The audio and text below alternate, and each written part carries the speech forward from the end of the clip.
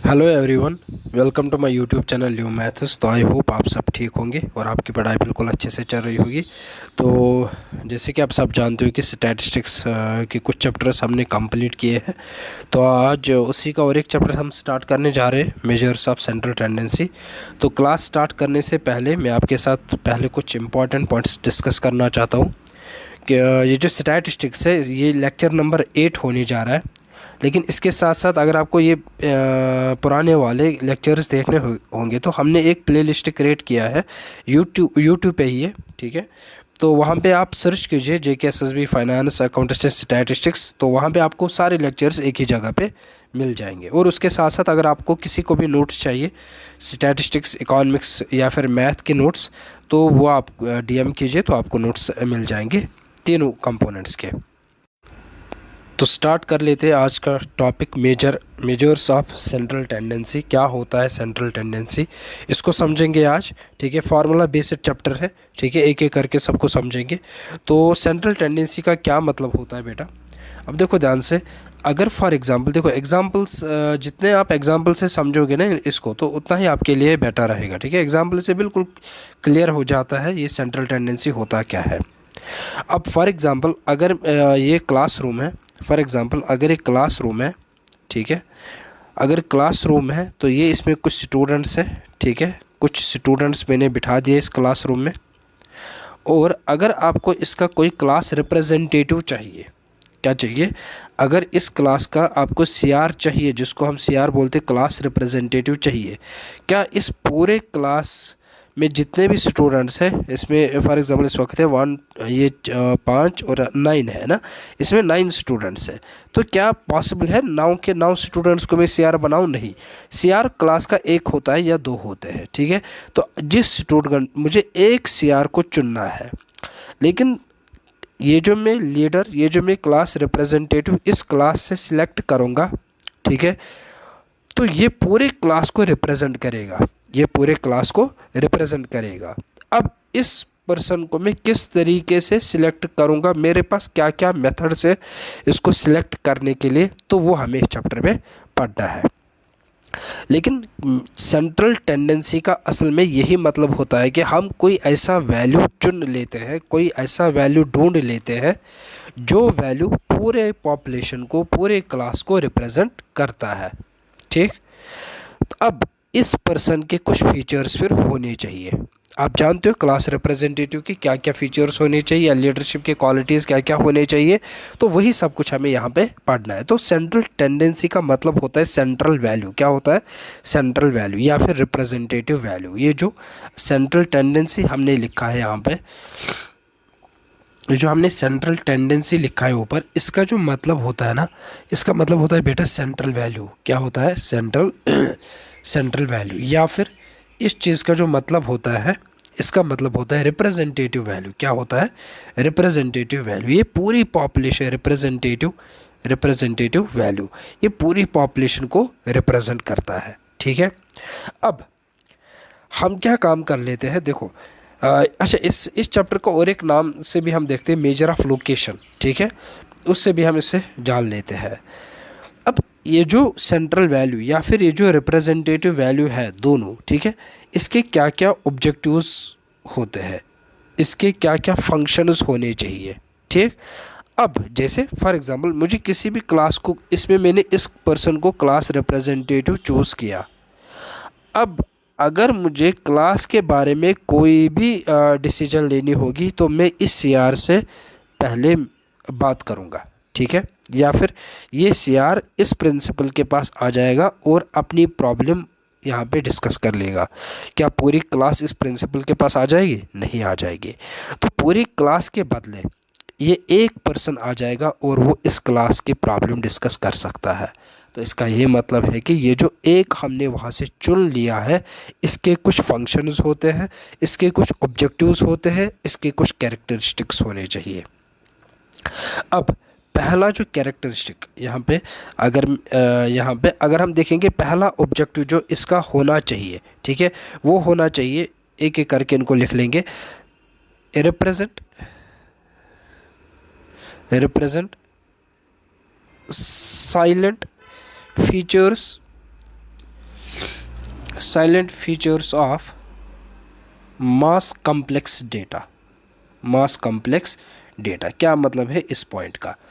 अब पूरी क्लास को जो जाना था प्रिंसिपल के पास, इस प्रिंसिपल के पास, तो ये तो एक कॉम्प्लेक्स डेटा है, पूरी क्लास अब किस किस का सुन लेगा ये प्रिंसिपल। तो इससे बेहतर है कि अगर एक ही पर्सन इस क्लास से जाएगा और वो अपनी प्रॉब्लम डिस्कस कर लेगा, या फिर जो भी उसको बताना होगा वो डिस्कस कर सकता है। ठीक है, तो पूरी क्लास में जो स्टूडेंट्स हैं तो वो उनके बदले एक पर्सन जा रहा है। ठीक है, तो ये पहला ऑब्जेक्टिव या फिर पहली फंक्शन होती है इस सेंट्रल टेंडेंसी का। दूसरा, to facilitate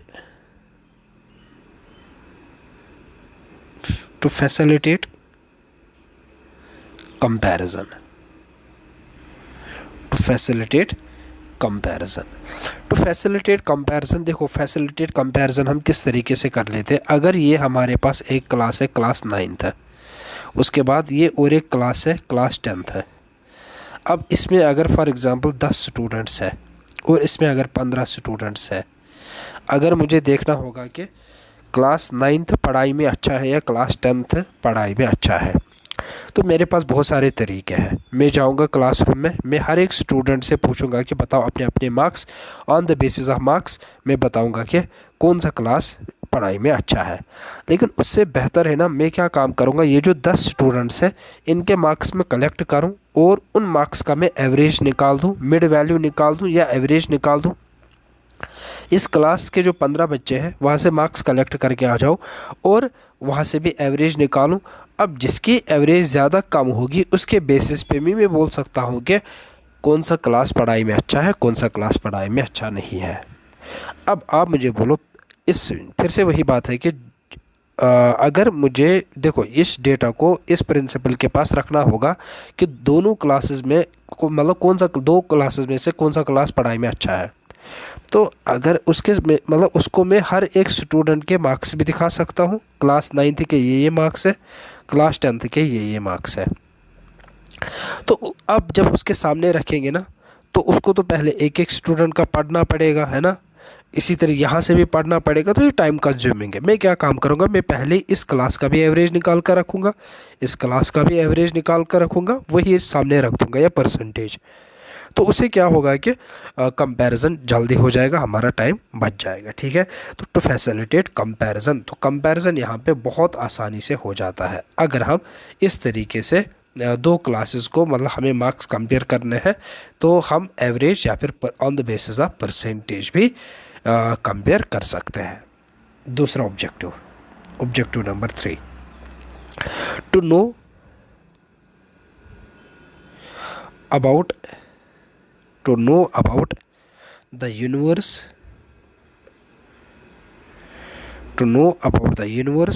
from a sample,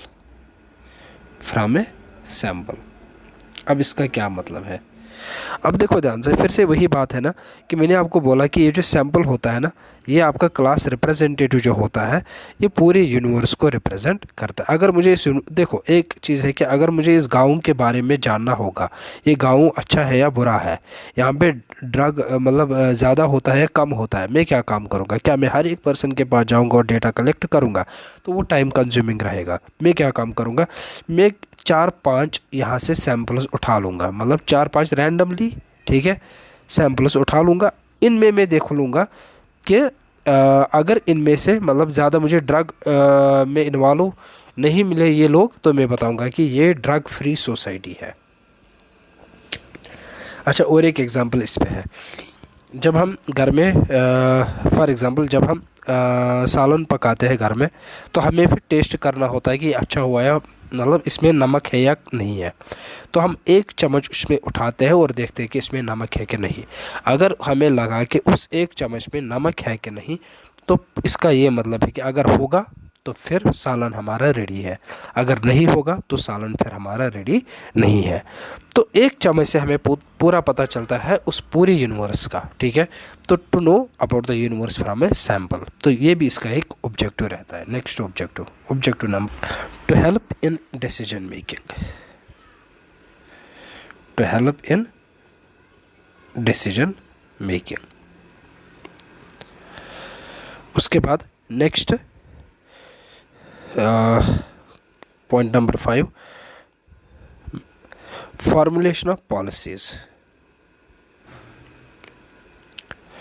formulation of policies, देखो इन 2 पॉइंट्स का क्या मतलब है।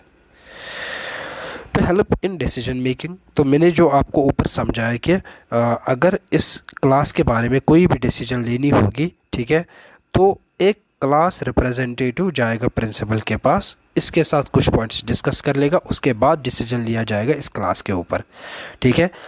तो डिसीजन मेकिंग में ये हेल्प किस तरीके से करेगा कि जल्दी हम डिसाइड कर पाएंगे या जल्दी हम कोई पॉलिसी लेकर आ जाएंगे उस यूनिवर्स के लिए, उस पॉपुलेशन के लिए। तो उसके बाद क्या है, कैरेक्टरिस्टिक्स ऑफ रिप्रेजेंटेटिव एवरेज। अब जिसको भी आप रिप्रेजेंट कर रहे हो, जिसको भी आपने सिलेक्ट किया है कि ये हमारा सीआर रहेगा, तो उसके क्या क्या फीचर्स होने चाहिए, उसके क्या क्या कैरेक्टरिस्टिक्स होने चाहिए, ठीक है बेटा।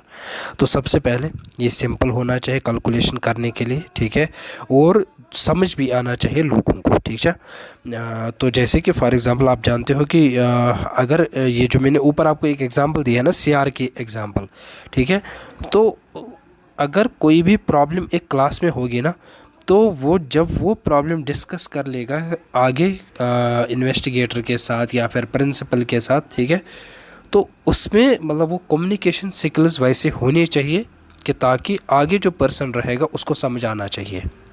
इसी तरीके से जो हमारा यहाँ पे सेंट्रल टेंडेंसी वैल्यू होता है या सेंट्रल वैल्यू होता है, ठीक है, तो वैसे ही वो इजी टू कैलकुलेट भी होना चाहिए और अंडरस्टैंडेबल भी होना चाहिए, ठीक है।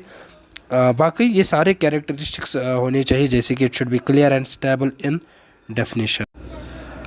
उसके बाद it should be based on all the observations, जितने भी हमारे क्लास में ऑब्जर्वेशंस होंगे, ठीक है, तो उनको पहले स्टडी करना है। देखो सीआर को चुनना मतलब ऐसा नहीं कि हम जाएंगे क्लास में और उसको सिलेक्ट करेंगे, नहीं, on the basis of marks, ठीक है, उसका डिसिप्लिन, ठीक है, उसकी पंक्चुअलिटी है ना, उसकी कंसिस्टेंसी, मतलब बहुत सारे फैक्टर्स ऐसे हैं जिसके बाद हम एक सेंट्रल वैल्यू को चूज़ कर लेते हैं। इसमें जो इम्पॉर्टेंट है ना, कैरेक्टरिस्टिक नंबर 5 जो है, it should not be affected by much extreme values. अब इसका क्या मतलब होता है, फॉर एग्ज़ाम्पल अगर मैं यहाँ पे एक एग्ज़ाम्पल लूँगा, फॉर एग्ज़ाम्पल अगर मेरे पास है फॉर एग्ज़ाम्पल, अच्छा किसी के मार्क्स है मैथ, उसके बाद इंग्लिश, उसके बाद इंग्लिश उर्दू, उसके बाद साइंस, उसके बाद सोशल साइंस एसएसटी। इसमें मार्क्स जो गेन किए 90, उसके बाद 85, उसके बाद 95, उसके बाद 80 एंड उसके बाद फिर से 90, ठीक है, और ये आउट ऑफ 100 है, ठीक है। देखो एक्सट्रीम वैल्यूज़ को अच्छे से समझो होता क्या है। तो अगर मैं इनको कैलकुलेट करूं टोटल वैल्यूज़ कितने आ रही है, तो ये 9, अच्छा ये आ जाएगा 5 + 5 10, ये तो 10 आ जाएगा, 1 कैरी आ जाएगा 10, 18, 18 + 9 27, 27 है ना, 27, और ये आ जाएगा +8 कितना होगा 35, 35 और 9 44, तो ये आ रहा है 440, ठीक है, 440 आ रहा है आउट ऑफ क्या, आउट ऑफ 500। अब अगर मैं इसकी परसेंटेज निकालूंगा तो परसेंटेज क्या आ जाएगा, ये आ जाएगा 5 8 हज़ार 40, 5 8 हज़ार 40 है ना, तो 88% आपको मिल रहा है, ठीक है। अब आ जाओ नेक्स्ट और एक एग्जांपल इस पे। अब अगर मैं क्या काम करूं, ये जो मैथ के मार्क्स है ना, इनको मैं जब मैं मतलब डेटा कलेक्ट कर रहा हूं, मैंने 90 लिख लिया, ठीक है, इसको मैंने 85 लिख लिया, इसको मैंने 95 लिखा, इसको मैंने 80 लिख लिया, और इसको मैंने 90 की जगह मैंने 95 लिख लिया। अब जब मैं टोटल मार्क्स कैलकुलेट, देखो बस मैंने इनकरेक्ट किसको लिखा, एक वैल्यू को मैंने इनकरेक्ट लिखा, बाकी सारे सेम है।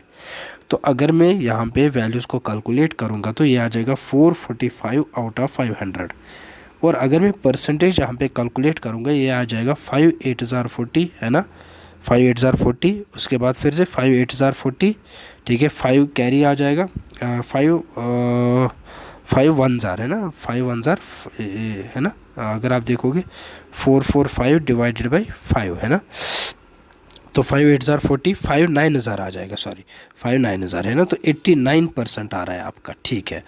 अब और एक एग्जांपल कर लेंगे इसी के ऊपर, ध्यान से समझना, बिल्कुल अच्छे से समझना इस चीज़ को। इसको मैं फिर से सेम मार्क्स वही लिख रहा हूँ 90, 85, 95, 80, और इस चीज़ को मैं लिख रहा हूँ जो इसके एक्चुअल मार्क्स थे 90, इसको मैं लिख रहा हूँ 90 की जगह 50। ठीक है, मैंने 50 लिख लिया। अब कैलकुलेट करेंगे फिर से वैल्यूज़ को।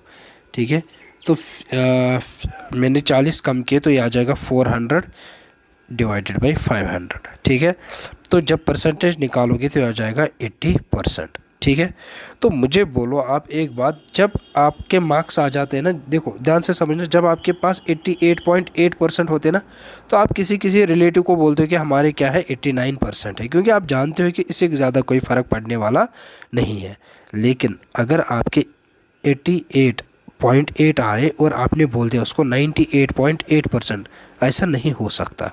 ठीक है, आप ऐसा नहीं बोलते हो कि मुझे इतने मार्क्स 10% आप एक्स्ट्रा नहीं बोल सकते हो। हाँ, 88.8 आए हैं तो आप 89 पे जा सकते हो। ठीक है, इवन 90 तक भी जा सकते हो, लेकिन इतना आप मतलब नहीं बोल सकते हो 98, मतलब इसमें 10% का डिफरेंस आ रहा है। तो यहाँ पे जब हमारे पास देखो एक्सट्रीम वैल्यूज़ का मतलब क्या होता है कि जो हमारे पास फॉर एग्ज़ाम्पल यहाँ पे 90, 85, 95, 80, 90, यहाँ पे जो एक्सट्रीम वैल्यूज़ है ना वो आपके ये होते हैं। ठीक है, ये एक्सट्रीम वैल्यूज़ है। अगर इनमें आपका मार्क्स ऊपर नीचे हो भी जाएगा, ठीक है, लेकिन कितना होगा, अगर थोड़ा सा होगा, देखो इट शुड नॉट, देखो लिखा क्या है, it should not be affected by much extreme values. अगर एक्सट्रीम वैल्यूज़ में थोड़ी सी चेंज आ जाएगी तो कोई बात नहीं, 88 से 89 चला गया, लेकिन 88 से 80 तक चला जाएगा तो ये नहीं होना चाहिए सेंट्रल वैल्यू में आप इतना वैल्यू में डिफरेंस नहीं दिखा सकते हो। ठीक है, तो जो मच एक्सट्रीम वैल्यूज़ है ना, ठीक है, तो वो ज़्यादा अफेक्ट नहीं होने चाहिए। हाँ, अगर आप 90 की जगह 91 लिखोगे तो चलेगा, 92 लिखोगे चलेगा, 90 की जगह 89 लिखोगे चलेगा। ठीक है, लेकिन आप 90 की जगह 100 लिखोगे, 90 की जगह 60 लिख लोगे, ये नहीं चलेगा। तो it should not be affected by much extreme values. तो इसमें ऐसे मतलब इसको मतलब ये जो सेंट्रल वैल्यू है वो ज़्यादा वेरी नहीं होना चाहिए। ठीक है, या फिर एक्सट्रीम वैल्यू से उस पर कोई भी इफेक्ट नहीं आना चाहिए अगर उनमें कुछ चेंजेस आ जाएंगे। ठीक है, तो आई होप कि आपको ये क्लियर हुआ होगा। उसके बाद आ जाएंगे आप इसकी क्लासिफिकेशन पे। सेंट्रल टेंडेंसी में हमारे पास 3 टाइप्स होते हैं। पहला मैथमेटिकल एवरेज, पोजिशनल एवरेज, यह है आपका मैथमेटिकल एवरेज, उसके बाद पोजिशनल एवरेज, उसके बाद कमर्शियल एवरेज। मैथमेटिकल एवरेज में आपके पास आता है क्या, मीन, क्या आ जाता है, मीन। और पोजिशनल एवरेज में आपके पास क्या आता है, मीडियन और मोड। कमर्शियल में आ जाता है मूविंग एवरेज, प्रोग्रेसिव एवरेज और कंपोजिट एवरेज। एक एक करके सबको समझेंगे फिर लास्ट में। तो मीन में और फर्दर क्लासिफिकेशन है, arithmetic mean, geometric mean, harmonic mean. Arithmetic में और क्लासिफिकेशन है, simple and weighted arithmetic mean. चलो एक एक करके इनको डिस्कस कर लेंगे। पहला जो आपके पास है, देखो सबसे पहले हम इसको लेंगे, सिंपल ये अर्थमेटिक मीन को। और अर्थमेटिक मीन को देखो असल में हमें पढ़ना किस तरीके से, सबसे पहले हम अर्थमेटिक मीन पढ़ लेंगे, उसके बाद वेटेड अर्थमेटिक मीन पढ़ लेंगे, उसके बाद जियोमेट्रिक, उसके बाद हार्मोनिक, उसके बाद मीडियन, उसके बाद मोड, और फिर मूविंग, प्रोग्रेसिव, कंपोजिट। ठीक, तो पहला स्टार्ट कर लेंगे।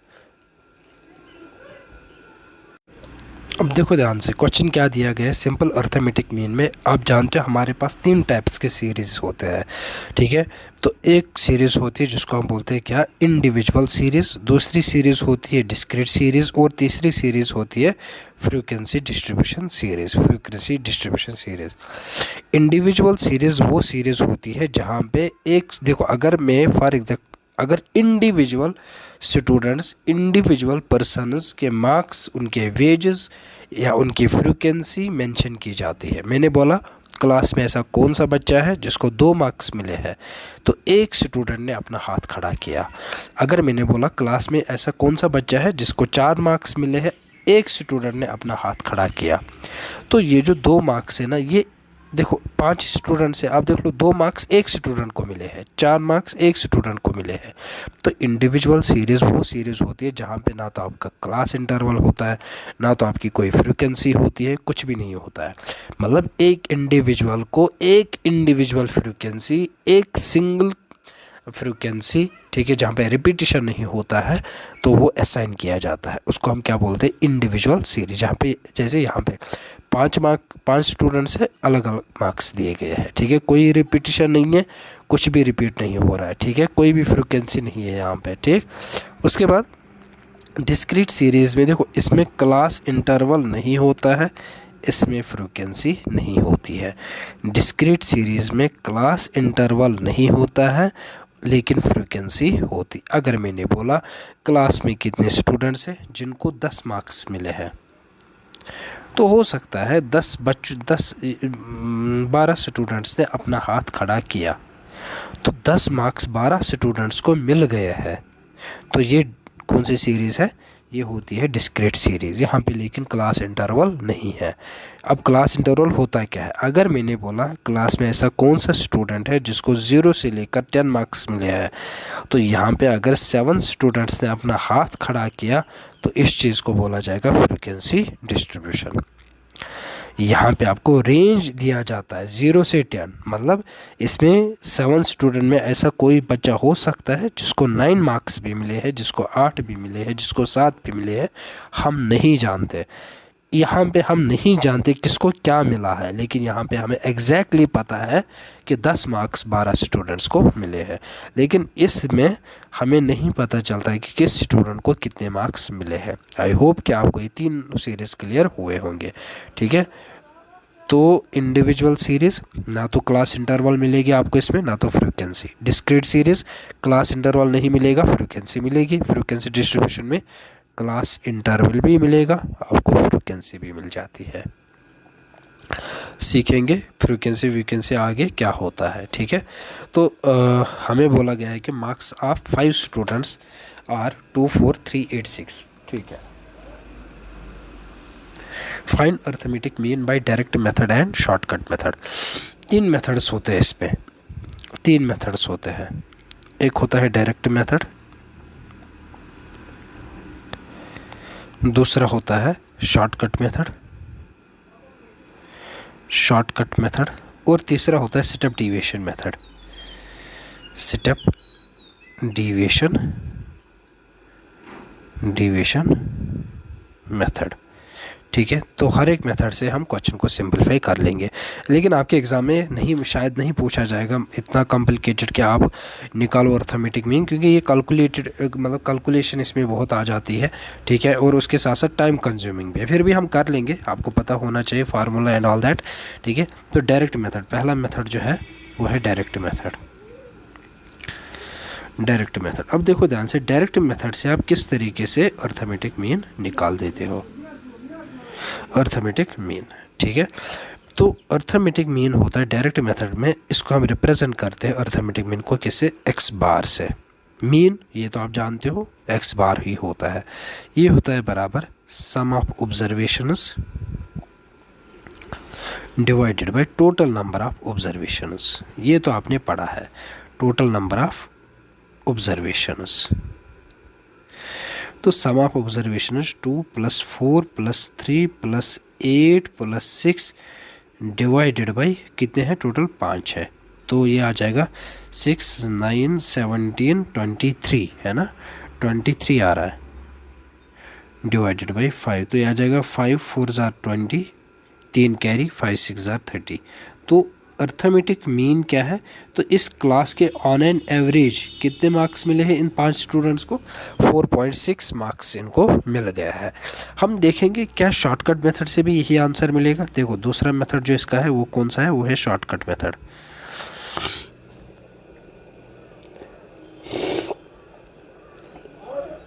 शॉर्टकट मेथड, ठीक है। अब शॉर्टकट मेथड से भी आप एक्स बार ही लिखोगे, मीन को हम इसी तरीके से रिप्रेजेंट करते हैं, लेकिन ये किसके बराबर होता है, एज्यूम्ड मीन प्लस आप summation of deviation divided by number of observations. तो मैंने क्या बोला, ए किसको रिप्रेजेंट करेगा, ए का मतलब होता है एज्यूम्ड मीन, एज्यूम्ड मीन। उसके बाद समेशन ऑफ डी क्या है, सम ऑफ डिविएशंस, ठीक है, sum of deviation from assumed mean, from assumed mean. उसके बाद एन क्या होता है, number of observations, number of observations, ठीक है। अब इसको सिंपलीफाई कर लेंगे इस क्वेश्चन को। हमें क्या दिया गया है, एक तो हमें नंबर ऑफ़ स्टूडेंट्स दिया गया है, नंबर ऑफ़ स्टूडेंट हमें दिया गया है, और हमें क्या दिया गया है, इसमें मार्क्स दिए गए हैं, मार्क्स दिए गए हैं जिसको हम एक्स से रिप्रेजेंट कर लेते हैं, ठीक है। तो नंबर ऑफ़ स्टूडेंट्स कितने हैं, 5 है शायद, है ना, 1 2 3 4 एंड 5। मार्क्स क्या क्या दिए गए थे, 2 4 3 8 6, 2 4 3 8 6। तो अब ध्यान से समझो, ये जो डी होता है ना, ये जो हम डी निकालेंगे, ये जो डी होता है ये किसके बराबर होता है, ये होता है बराबर observation minus of assumed mean, observation minus of assumed mean. अब आप बोलोगे सर एज्यूम्ड मीन हम किसको लेंगे, आपकी मर्ज़ी है, कुछ भी एज्यूम्ड मीन ले लो इस एक्स से। फॉर एग्ज़ाम्पल कोई बोलेगा सर मैं ये लूँगा ए, ठीक है, आपकी मर्ज़ी है, कुछ भी ले सकते हो, इसमें आंसर सेम आ जाएगा। तो हमारे पास जो पहला, देखो हाँ, ये होता है X minus of A. X क्या है यहाँ पे, पहला अगर निकालना होगा डी, तो 2 माइनस ऑफ ए क्या है 3, तो आंसर क्या आ जाएगा, -1 आ जाएगा। उसके बाद 4 माइनस 3 आंसर क्या आ जाएगा, 1 आ जाएगा। उसके बाद 3 माइनस 3 आंसर आ जाएगा 0। उसके बाद 8 माइनस 3 आंसर क्या आ जाएगा 5। उसके बाद 6 माइनस 3 आंसर क्या आ जाएगा 3। अब क्वेश्चन के हिसाब से चलेंगे तो हमें निकालना क्या है, पहले हमें निकालना है समेशन ऑफ डी, तो यहाँ से समेशन ऑफ डी आ जाएगा। अब समेशन ऑफ डी -1 +1 तो कैंसिल आउट होगा, 5 और 3 क्या होता है, 8 होता है, क्या होता है, 8 होता है। तो therefore X bar will be equal to A plus of summation of D divided by N. तो ए किसके बराबर लिया, 3, समेशन ऑफ डी 8 है, एन किसके बराबर है, 5 है। तो ये तो आपको आ जाता है ना, इसको इसके साथ, इसको इसके साथ, इनको आपस में, तो 5 3 = 15 प्लस ऑफ 8 डिवाइडेड बाई 5, तो ये किसके बराबर 23/5। तो ये तो ऊपर ही हमने किया, 5 4 = 20, 5 6 = 30। तो जो आंसर आपको ऊपर मिला वही आंसर आपको यहाँ पे भी मिला। देखो यहाँ पे भी यही आंसर मिला था और यहाँ पे भी आपको यही आंसर मिला। आई होप कि आपको दोनों मेथड्स क्लियर हुए होंगे, ठीक है।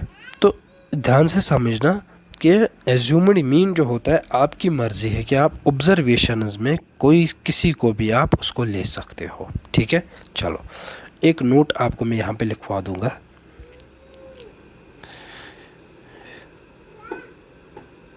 एक नोट करेंगे, in case of individual series arithmetic mean is calculated by only 2 methods। हम यहाँ पे सिर्फ 2 मेथड्स को यूज़ करते हैं, पहला डायरेक्ट मेथड, दूसरा शॉर्टकट मेथड, तीसरा सिटअप डिविएशन मेथड हम यूज़ नहीं कर लेते हैं इसमें, ठीक है। चलो नेक्स्ट पे आ जाएंगे, डिस्क्रीट सीरीज़ पे आ जाएंगे। तो मैंने क्या बोला था आपको, डिस्क्रीट सीरीज़ कौन सी सीरीज़ होती है जिसमें आपको फ्रीक्वेंसी तो मिलेगी लेकिन क्लास इंटरवल आपको नहीं मिलेगा। अब फ्रीक्वेंसी कितने ऐसे बच्चे हैं जिनको 10 मार्क्स मिले हैं, 4 है, तो ये 4 जो है ये फ्रीक्वेंसी है। तो ये जो ये वाला रो है ये फ्रीक्वेंसी का रो दिया गया है, ठीक है।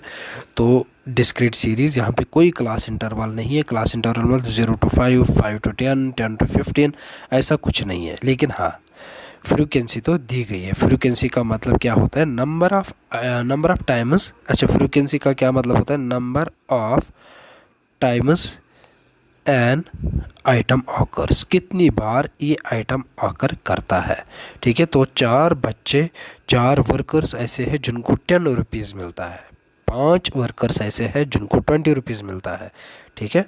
चलो डायरेक्ट मेथड से कर लेंगे। तो डायरेक्ट मेथड जो इसके लिए डिस्क्रीट सीरीज़ के लिए होता है वो होता है आपके पास x bar equal to summation of F of X divided by summation of F. चलो सिंपलीफाई कर लेंगे। तो हमें वेजेस दिए गए हैं, वेजेस हमें दिए गए हैं, उसके बाद हमें नंबर ऑफ़ वर्कर्स भी दिया गया है, नंबर ऑफ़ वर्कर्स भी दिया गया है। ठीक है, तो वेजेस क्या क्या दिए गए हैं, 10, 20, 30, 40 और 50।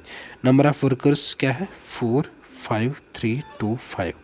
एक चीज़ इंपॉर्टेंट है, ये फ्रीक्वेंसी होता है, ये आपका ऑब्जर्वेशन होता है। ठीक है, सबसे पहले क्या चाहिए आपको, f इंटू एक्स है ना, फार्मूला के हिसाब से। तो निकालो f इंटू एक्स, तो मतलब 10 इंटू 4 या सॉरी 4 इंटू 10 एक ही बात होती है। तो यह आ जाएगा 40 है ना, 5 2 ज़ा 10, तो यह आ जाएगा 100, यह आ जाएगा 90, यह आ जाएगा 80, यह आ जाएगा 5 5 ज़ा 25, यह आ जाएगा 250। तो उसके बाद क्या चाहिए, फार्मूला के हिसाब से इसका समीशन चाहिए f ऑफ x। तो यह आ जाएगा 140 140 140 है ना, 230 230 के बाद 310 310 के बाद 510 560 आ जाएगा। ठीक है, तो ये आ जाएगा आपके पास 560। तो देयरफॉर इस चीज़ को यहाँ पे सब्स्टिट्यूट कर लो, तो x bar will be equal to 560 divided by summation of f। ठीक है, तो वो किसके बराबर होगा, 9 12 14 19। तो इसको कैलकुलेट कर लेंगे x बार। तो यहाँ से जो आपका आंसर मिल रहा है वो आपका आ रहा है 29.47। तो on an average in workers को कितने वेजेस मिल रहे हैं, 29.47। आई होप कि यहाँ तक आपको क्लियर हुआ होगा। उसके बाद तो ये ऑन एन एवरेज ये वर्कर्स कमा लेते हैं। ठीक है, तो नेक्स्ट मेथड जो इसका है वो है शॉर्टकट मेथड। देखो यही कॉपी पेस्ट फिर से कर लेंगे, जल्दी हो जाएगा। शॉर्टकट मेथड, अब शॉर्टकट मेथड में एक सेकंड, ये नहीं चाहिए। ठीक है, देखो शॉर्टकट मेथड क्या होता है, शॉर्टकट मेथड में हमारे पास जो फार्मूला है वो होता है x bar will be equal to assumed mean plus of summation of F D divided by summation of F. ठीक है, तो इसका ये मतलब है, तो ये तो मुझे चाहिए नहीं फिर यहाँ पे है ना, ये सब तो नहीं चाहिए मुझे। अब फिर से वही बात है ना, ए क्या होता है, एज्यूम्ड मीन। एज्यूम्ड मीन आप कहाँ से लेते हो, यहाँ से है ना। तो मान के चलो मैंने एज्यूम्ड मीन ये लिया 30, आप कोई सा भी ले सकते हो, आपकी मर्ज़ी। उसके बाद एफ, लेकिन इससे पहले क्या है, डी। डी किसके बराबर होता है, एक्स माइनस ए। तो पहले डी निकाल दो, डी किसके बराबर है, एक्स माइनस ऑफ ए। तो एक्स क्या है, 10 है, ए क्या है, एक्स है 10, ए है 30, आंसर आ जाएगा -20। ठीक, तो ये आ जाएगा 20 माइनस 30, आंसर आ जाएगा -10। 30 माइनस ऑफ 30, आंसर आ जाएगा 0। 40 माइनस ऑफ 30, आंसर आ जाएगा 10। उसके बाद 50 माइनस ऑफ 30, आंसर आ जाएगा 20। ठीक है, तो एक काम कर लो, ये पॉजिटिव 20 नेगेटिव 20 कैंसिल आउट कर दो, ये पॉजिटिव 10 और नेगेटिव 10 कैंसिल आउट कर दो, तो आपके पास समेशन ऑफ सॉरी उसके बाद और एक कॉलम हमें चाहिए, और एक कॉलम आपको चाहिए। ठीक है, कौन सा, एफ डी। तो मुझे एफ डी चाहिए अब। ठीक है, एफ डी मतलब इस कॉलम को और इस कॉलम को आपस में मल्टीपल करना है। मतलब क्या है, 4 इंटू -20 कितना होता है, -80। ठीक है, 5 इंटू -10 कितना होगा, -50। उसके बाद 3 इंटू 0 किसके बराबर होगा, 0 के बराबर होगा। उसके बाद 2 इंटू 10 यह आ जाएगा 20 के बराबर। उसके बाद 5 इंटू 20 यह आ जाएगा 100 के बराबर। ठीक है, तो अब आपको इसका समेशन चाहिए। जो फार्मूला की रिक्वायरमेंट होती है ना, उसके हिसाब से आपको जाना पड़ता है। ठीक है, तो फार्मूला में जो रिक्वायरमेंट है वही हमें करना है। तो समेशन ऑफ एफ डी, तो ये आ जाएगा 100, यह आ जाएगा 120 है ना। उसके बाद ये आ जाएगा 80 और 50 -130। ठीक, तो अगर आप देखोगे समेशन ऑफ एफ डी क्या है, -10। तो देयरफॉर इसमें सब्स्टिट्यूट कर लो, एज्यूम्ड मीन है 30 प्लस आप ये है कितना, -10। ठीक है, डिवाइडेड बाई ये समेशन ऑफ एफ क्या है, 19 है। तो इसको इसके साथ कर लो, तो ये आ जाएगा 9 3 ज़ा 27, 2 कैरी 3 1 ज़ा 3 57 और 0 भी है, -10। उसके बाद डिवाइडेड बाई 90, तो यह आ जाएगा 560 डिवाइडेड बाई 90। तो ऊपर भी यही मिला था। 560 डिवाइडेड बाई 90 किसके बराबर था? 29.47। ठीक है, तो दोनों मेथड से आपका सेम आंसर आ रहा है। ठीक है बेटा, तो चाहे आपसे पूछा जाएगा स्टेप डिविएशन मेथड, हो सकता है फार्मूला आपसे पूछा जाएगा, शॉर्टकट मेथड पूछा जाएगा, और एक मेथड जो है इसका है वो है स्टेप डिविएशन मेथड। अब स्टेप डिविएशन मेथड में आपके पास एक्स बार जो होता है ये होता है बराबर assumed mean plus of summation of F D dash divided by summation of F into C होता है आपका कॉमन फैक्टर। ठीक है, तो ए तो आप जानते हो, ए होता है एज्यूम्ड मीन। अब मसला यहाँ पे डी डैश का है। फिर से एक काम कर लेंगे, पहले उसको पेस्ट करेंगे जो हमने ऊपर, क्योंकि यहाँ पे फिर से चाहिए हमें, ये तो नहीं चाहिए। ठीक है, अब देखो ध्यान से, यहाँ पे सबसे पहले हमें चाहिए डी डैश। क्या चाहिए बेटा? D dash. ठीक है, तो डी डैश जो होता है ना, ये होता है किसके बराबर? डी डैश जो होता है बराबर ये होता है डी अपॉन सी। क्या होता है? डी अपॉन सी। और ये भी आप जानते हो ना कि डी खुद किसके बराबर होता है? X minus of A divided by C, है ना। डी किसके बराबर होता है? एक्स माइनस ऑफ ए, है ना। और सी जो होता है ये क्या होता है? ये कॉमन फैक्टर होता है। ठीक है, सी होता है क्या? Common factor. तो सबसे पहला कॉलम जो है वो क्या चाहिए आपको? एक्स माइनस ऑफ ए। अब ए कहाँ से लाओगे? ए में मान के चलो 30 है, जो हमने पीछे भी माना था। ठीक है, तो एक्स माइनस ए क्या आ जाएगा?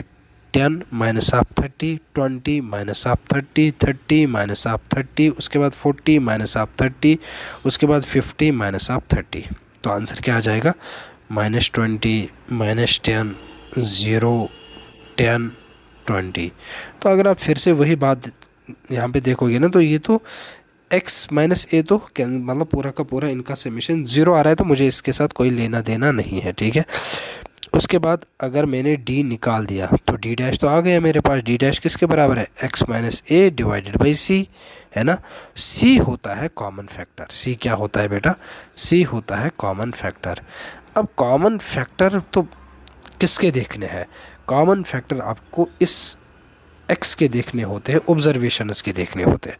तो 10 20 30 40 50 में आपको क्या दिख रहा है? आप बोलोगे सर इनमें हमें कॉमन फैक्टर जो इन सबको डिवाइड करेगा, 1 भी इनको सबको डिवाइड करेगा, 2 भी सबको डिवाइड करेगा, 5 भी सबको डिवाइड करेगा, 10 भी सबको डिवाइड करेगा, है ना। तो इनमें से आप किसी भी को भी सी ले सकते हो, आपकी मर्ज़ी। तो मैंने लेट किया सी इक्वल टू 10, क्योंकि ये भी एक कॉमन फैक्टर है, आप कोई सा भी ले सकते हो। ठीक है, तो चलो कर लेंगे, है ना। तो ये आ जाएगा x माइनस डी डैश, पहला रो जो आ जाएगा -20 डिवाइडेड बाई 10, है ना। सी तो 10 है, देखो x माइनस ए तो ये है -20। ठीक है, तो ये आ जाएगा -2 पहला। उसके बाद ये क्या आ जाएगा? -10 अपॉन 10, ये आ जाएगा -1। 0 अपॉन 10 क्या आ जाएगा? ये तो 0 आ जाएगा। ठीक है, ठीक। उसके बाद नेक्स्ट क्या है? 10 डिवाइडेड बाई 10, ये आ जाएगा 1 के बराबर। उसके बाद 20 डिवाइडेड बाई 10 किसके बराबर आ जाएगा? 2 के बराबर। डी डैश तो मैंने निकाल दिया, ये वाला निकाल दिया मैंने, है ना, डी डैश। अब नेक्स्ट क्या चाहिए आपको? अब चाहिए आपको एफ डी डैश। क्या चाहिए बेटा? अब आपको चाहिए एफ डी डैश। तो निकालेंगे एफ डी डैश।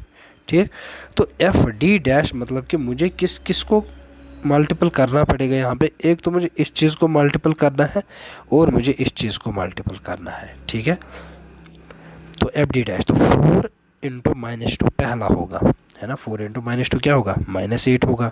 उसके बाद 5 इंटू -1 क्या होगा? -5 होगा। 3 इंटू 0 क्या होगा? 0 होगा। उसके बाद 2 इंटू 1 2 होता है। 5 इंटू 2 क्या होगा? 10 होगा। अब एफ डी डैश निकालने के बाद इनका समेशन चाहिए, तो हो गया आपका क्वेश्चन। ठीक है, तो यहाँ पे 12 10 प्लस 2 12, उसके बाद 8 और 5 कितना होगा? 13 -13। तो आंसर क्या आ जाएगा? -1 आ जाएगा आंसर। ठीक है, -1। तो इनको सब्स्टिट्यूट करेंगे तो therefore X bar equal to A plus of summation of F D dash divided by summation of F into common factor. A तो आपने 30 लिया, एफ डी डैश का समेशन -1 मिला आपको, समेशन एफ 19 मिला, कॉमन फैक्टर 10 है। तो आंसर आ जाएगा 30 प्लस माइनस माइनस 10/19। तो आंसर क्या आ जाएगा, इसको इसके साथ मल्टीपल करोगे तो 9 3 27, तो ये आ जाएगा 570 माइनस ऑफ 10 डिवाइडेड बाई 90। तो ये 560/90 फिर से वही मिला जो ऊपर मिला था, देखो दोनों मेथड से, है ना। तो ये 29.47 आपको यहाँ से भी 29.47 आपको यहाँ से भी मिला। तो आई होप कि ये दो सीरीज जो हमने पढ़ ली है, इंडिविजुअल सीरीज़ और डिस्क्रीट सीरीज़, ये आपको क्लियर हुए होंगे। ठीक है बेटा, उसके बाद नेक्स्ट जो हमारा है वो कौन सा है, वो है फ्रीक्वेंसी डिस्ट्रीब्यूशन सीरीज़। तो फ्रीक्वेंसी डिस्ट्रीब्यूशन सीरीज़ लास्ट में हम सारे फार्मूलाज को रिवाइज कर लेंगे। इसमें क्या होता है, इसमें आपको क्लास इंटरवल भी मिल जाएगा, इसमें आपको फ्रीक्वेंसी भी मिल जाएगी। ठीक, तो ये होता है क्लास इंटरवल, ये पूरा का पूरा रो देख लो, 0 to 10, 10 to 20, 20 to 30, 40 to 50, इसको बोला जाता है क्लास इंटरवल। और इस चीज़ को बोला जाता है क्या, फ्रीक्वेंसी। ठीक है, अब आ जाएंगे पहला मेथड डायरेक्ट। इसमें भी 3 मेथड्स है, डायरेक्ट, शॉर्टकट और step deviation method. Direct method फिर से मीन ही तो निकालना है ना।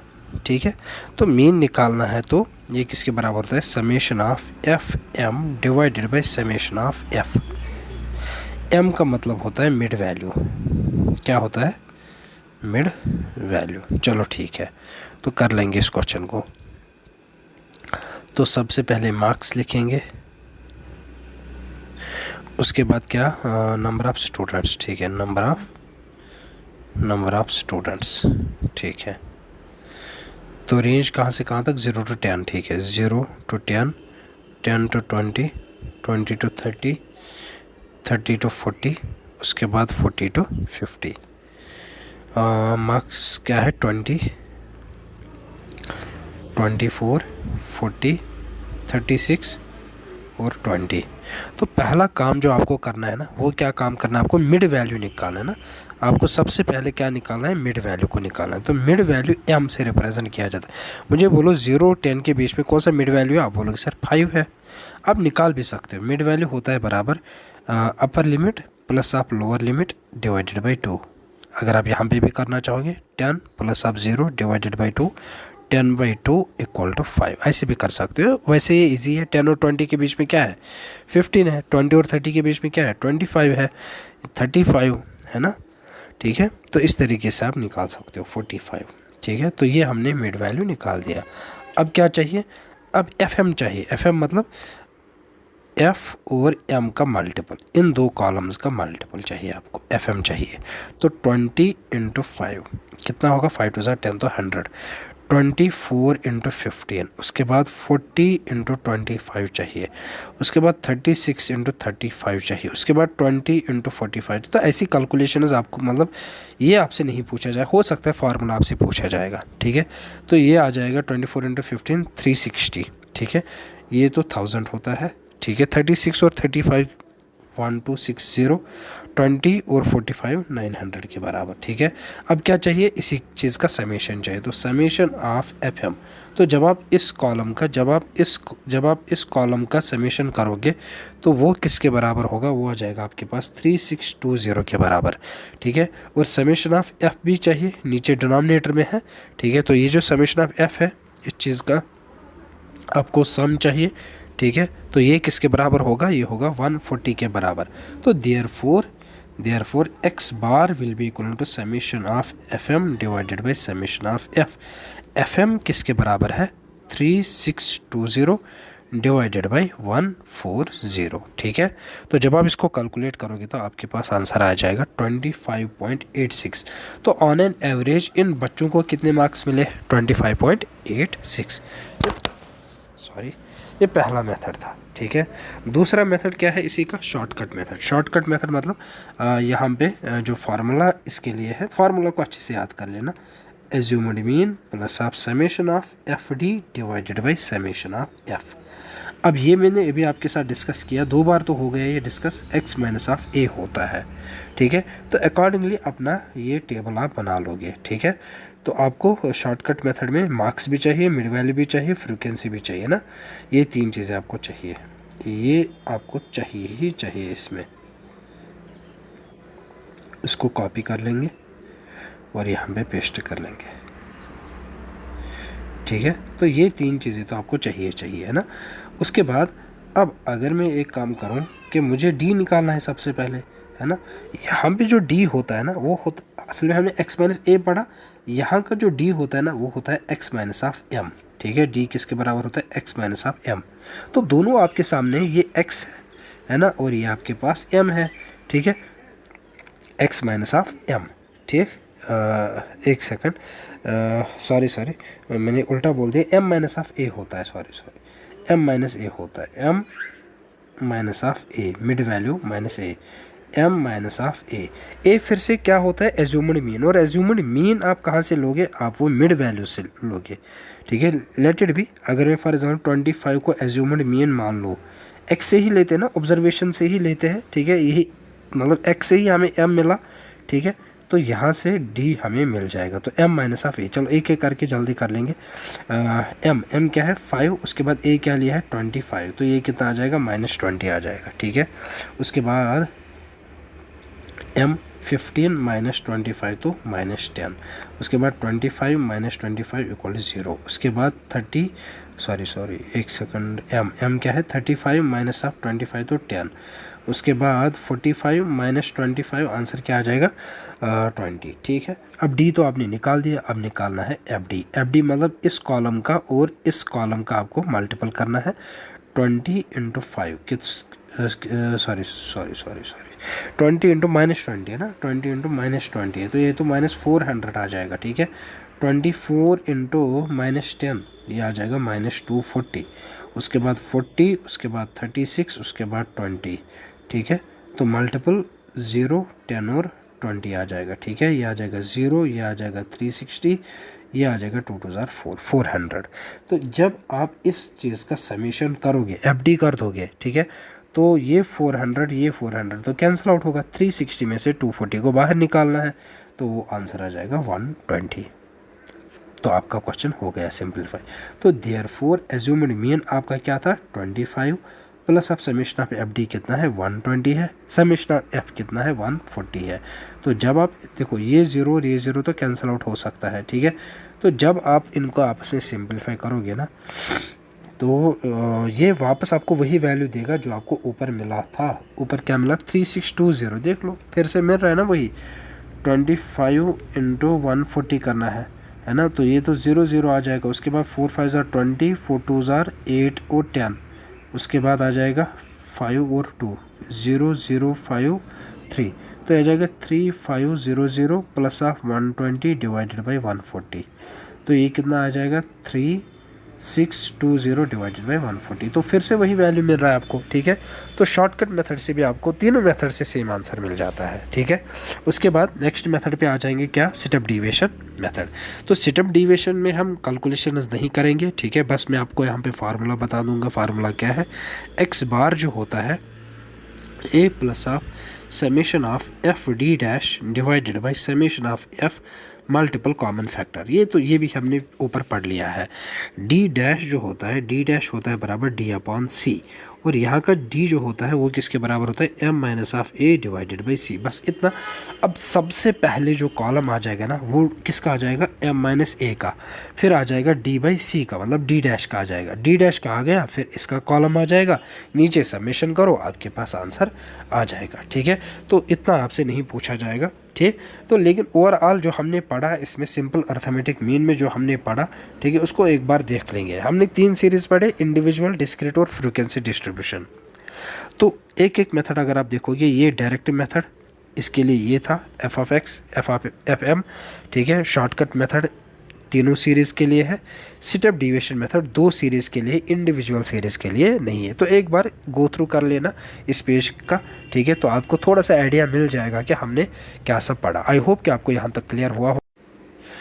उसके बाद जो नेक्स्ट इसमें एक छोटा सा टॉपिक रहता है उसको हम बोलते हैं वेटेड अर्थमेटिक मीन, ठीक है। तो आज इस लेक्चर में मीन को हम कंप्लीट करेंगे, उसके बाद नेक्स्ट लेक्चर में हम मीडियन एंड मोड को देख लेंगे। तो नेक्स्ट टॉपिक जो हमारा है, एक छोटा सा टॉपिक है weighted arithmetic mean. Weighted arithmetic mean, weighted arithmetic mean. अब देखो वेटेड अर्थमेटिक मीन, जैसे आपने अर्थमेटिक मीन को पढ़ा है ना, सिंपल अर्थमेटिक मीन, वैसे ही आपको इसको भी पढ़ना है। यहाँ पे जो आप वेटेड अर्थमेटिक मीन निकालते हो ना, वो सेम जैसे आपका वहाँ पे था ना एफ ऑफ एक्स, यहाँ पे बस W x divided by summation of W था, मतलब डब्ल्यू है, वहाँ पे आपको जो था summation of F of X divided by summation of F था। यहाँ पे बस एफ की जगह क्या है, डब्ल्यू। अब डब्ल्यू क्या है, ये वेट है। वेट मतलब यहाँ पे हम एक चीज़ लिख लेंगे, इसमें एक पॉइंट लिख लेंगे हम कि सिंपल ये वेटेड अर्थमेटिक मीन ये कब हमें यूज़ करना होता है, व्हेन, तो जब आपके पास डिफरेंट आइटम्स होते हैं ना, उनको आप जब आप असाइन कर लेते हो इम्पोर्टेंस के हिसाब से, जैसे फॉर एग्ज़ाम्पल क्लास में 5 स्टूडेंट्स है, फॉर एग्ज़ाम्पल क्लास में 5 स्टूडेंट्स है, इसके 15 मिले, इसको 20 मिले, इसको 25 मिले, इसको 5 मिले, इसको 8 मिले। अब अगर आपने अकॉर्डिंग टू इम्पोर्टेंस मतलब पहले 25 वाले को रखा, फिर 20 वाले को रखा, फिर 15 वाले को रखा, फिर 8 को, फिर 5 को, तो यहाँ पे आपने किसी को इम्पोर्टेंस दी है, तो आपने इनको असाइन किया ऑर्डर में, ठीक है। तो वहाँ पे हम किस चीज़ को यूज़ कर लेते हैं, वेटेड अर्थमेटिक मीन को, ठीक है। तो आई होप कि ये आपको क्लियर हुआ होगा, ठीक है। तो इसके लिए जो फार्मूला है वो तो मैंने आपको यहाँ पे लिख दी है। जैसे अच्छा इसमें भी एक एग्जांपल कर लेंगे, फॉर एग्जांपल चलो मार्क्स पे, अगर ये मार्क्स ऑफ स्टूडेंट्स है जिसको आप एक्स से रिप्रेजेंट करते हो, ये तो अब आपने सीखा है, ठीक है। और यहाँ पे हम लिखेंगे वेट डब्ल्यू, ठीक है, वेट डब्ल्यू। और आपसे पूछा गया है कि वेटेड अर्थमेटिक मीन निकालने के लिए, तो 81 है इसके मार्क्स है फॉर एग्जाम्पल 76, इसके मार्क्स है 74, इसके मार्क्स है 58, इसके मार्क्स है 70, इसके मार्क्स है 73, 2 3, उसके बाद 6, उसके बाद 7, उसके बाद 3, उसके बाद 7। अगर आप देखोगे मैंने यहाँ पे मार्क्स जिसके सबसे ज़्यादा है ना उनको ऊपर रखा है। 81 में 2 मार्क्स बच्चे आ रहे हैं, 76 में 3 बच्चे आ रहे हैं ना, ठीक है। तो ये भी नंबर ऑफ स्टूडेंट्स है, लेकिन मैंने अकॉर्डिंग टू मतलब इम्पोर्टेंस यहाँ पे रखा है कि सबसे ज़्यादा जिसके मार्क्स है ना उसको मैंने टॉप पे रखा है, ठीक है। तो मुझे बोला गया है कि वेटेड अर्थमेटिक मीन निकालने के लिए, तो उसके लिए सबसे पहले मुझे क्या चाहिए, डब्ल्यू एक्स चाहिए, दोनों का मल्टीपल। तो 81 इंटू 2 चाहिए ना, तो यह आ जाएगा 8 2 16 2 1 2 है ना। तो ये आ जाएगा इसी तरीके से 6 3 18 1 कैरी, 7 3 21 2 2 8 एंड सो ऑन। तो ये क्या आ जाएगा, ये आ जाएगा 444, ये आ जाएगा 7 8 56 है ना, उसके बाद 7 5 35 40 406, ये आ जाएगा 210 है ना। उसके बाद ये आ जाएगा 7 3 21, 7 7 49 51 आ जाएगा। तो उसके बाद इसका समेशन चाहिए डब्ल्यू एक्स। तो जब आप इसका समेशन करोगे तो वो किसके बराबर आ रहा है, 1961। तो और इसके साथ साथ समेशन ऑफ डब्ल्यू भी चाहिए आपको, वो किसके बराबर आ जाएगा, 28 के बराबर, मतलब इनका प्लस करना है आपको। तो देयरफॉर वेटेड अर्थमेटिक मीन जो होगा summation of W x divided by summation of W, तो 1961 डिवाइडेड बाई 28। जब आप इसको कैलकुलेट करोगे आपके पास आंसर आ जाएगा 70.04 मार्क्स। तो ऑन एन एवरेज इन बच्चों को कितने मार्क्स मिले हैं, 70.04। तो आई होप कि यहाँ तक आपको क्लियर हुआ होगा, ठीक है। चलो ठीक है, नेक्स्ट और एक इसमें आ जाता है जिसको हम बोलते हैं क्या, कंबाइंड अर्थमेटिक मीन। ये छोटे छोटे टॉपिक्स है, combined arithmetic mean, arithmetic mean. अब ये क्या होता है, देखो ध्यान से, इसमें भी एक पॉइंट लिख लेंगे।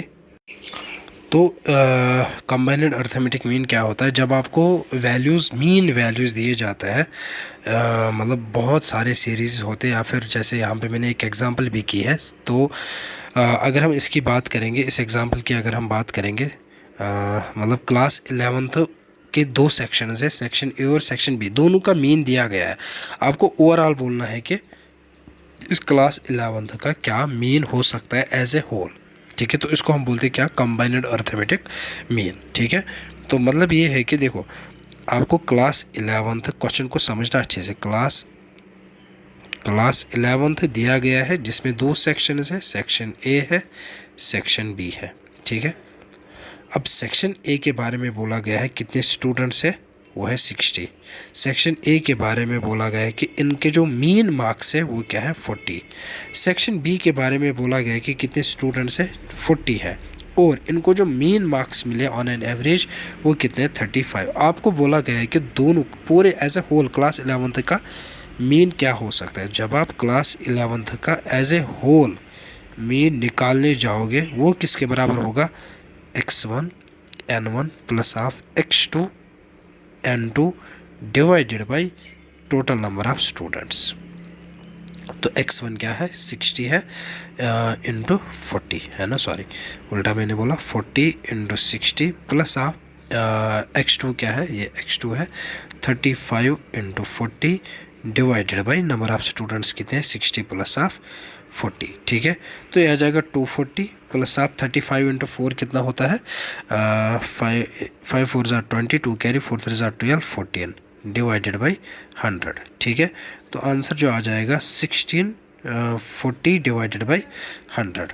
ठीक है, अप्रॉक्सीमेटली यही आंसर आ जाएगा। ठीक है, एक बार फिर से देख लेंगे, 35 इंटू 4 को देख लेंगे, 5 4 ज़ार 20, 2 कैरी 4 3 ज़ार 12 और यह जाएगा 14। हाँ बिल्कुल सही है।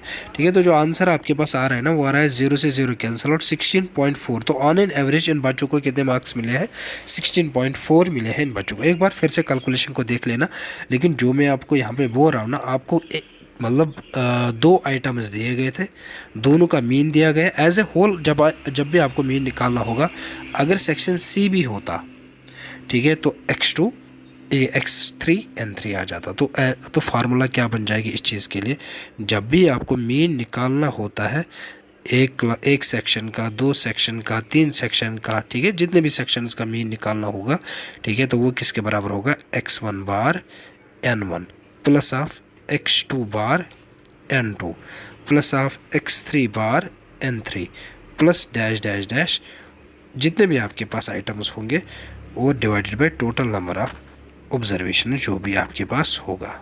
ठीक है, आई होप कि कंबाइंड अर्थमेटिक मीन आपको क्लियर हुआ होगा।